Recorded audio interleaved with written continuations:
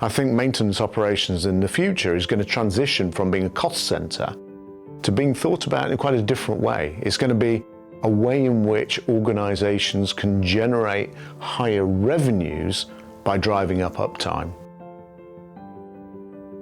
I think in 5 years' time, high-performance maintenance operations teams are going to be hybrid. They won't just be human workers, they will be human workers, digital workers, robotic workers, all working together.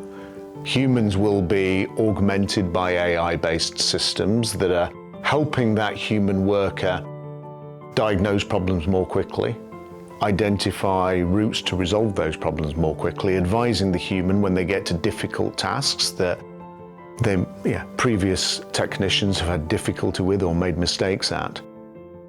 We'll have robotic workers that we send into environments to do inspections that human workers can do, but they can't do with the same precision that the robotic workers can do. Robotic workers can have a significantly better level of hearing to identify when bearings are making a noise, which may indicate that a particular piece of machinery needs maintenance.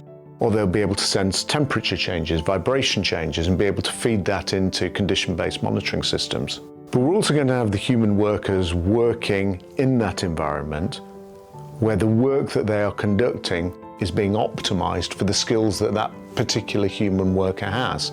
And all three of these are going to be working together in concert. I think maintenance operations in the future is going to transition from being a cost center to being thought about in quite a different way. It's going to be a way in which organizations can generate higher revenues by driving up uptime.